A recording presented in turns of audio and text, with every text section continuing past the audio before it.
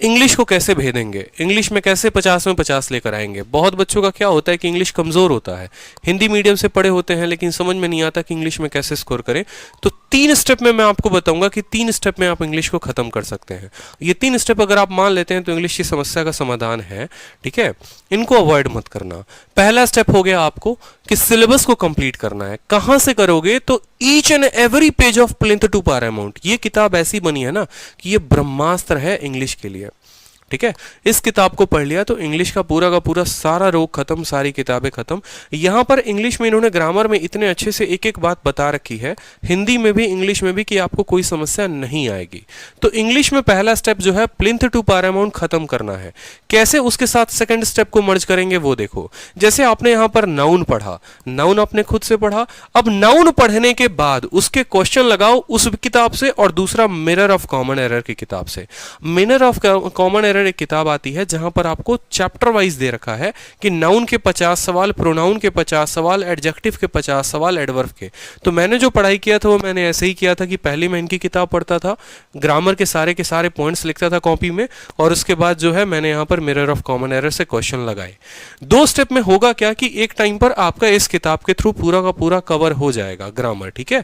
और इस किताब में आपको क्लोजेस्ट भी दे रखा है, पीक्यूआरएस भी दे रखा है, ईडियम्स भी दे रखे हैं, वोकैबुलरी कंप्लीट दे रखा है।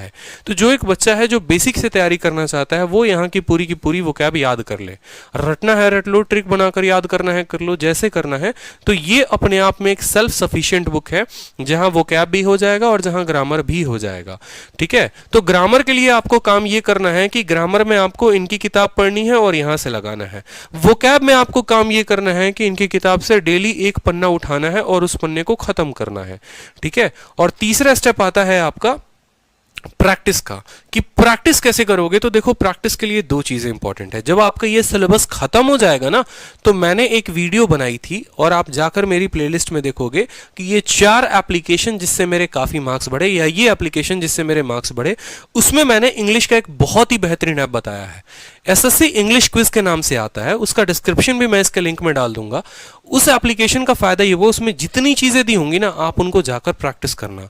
आज तक जितने बच्चों को सजेस्ट किया, कभी किसी से नेगेटिव रिव्यू नहीं आया। वो एप्लीकेशन मेरा नहीं है, किसी का भी है, मुझे नहीं पता। उसमें क्या है कि स्पॉट द एरर, ठीक है, फिर उसके बाद फिलर, उसके बाद सेंटेंस इंप्रूवमेंट, उसके बाद पीक्यूआरएस, फिर वोकैब ऑप्शन के साथ दिए हुए हैं। तो फायदा ये होता है कि आप खा रहे हैं, पी रहे हैं, सो रहे हैं, जग रहे हैं, कहीं पर भी हैं, आप फोन निकालेंगे और तुरंत इंग्लिश का जो है वहां पर क्विज देना शुरू कर देंगे। तो आपको 4 ऑप्शंस के साथ मिलेंगे। तो एग्जाम में जो फियर होता है, यहां पर वोकैब याद करते हो, वहां जाते हो 4 ऑप्शन के साथ मिल जाता है, वहां कंफ्यूजन पड़ जाता है कि कौन सा सही है कौन सा गलत है।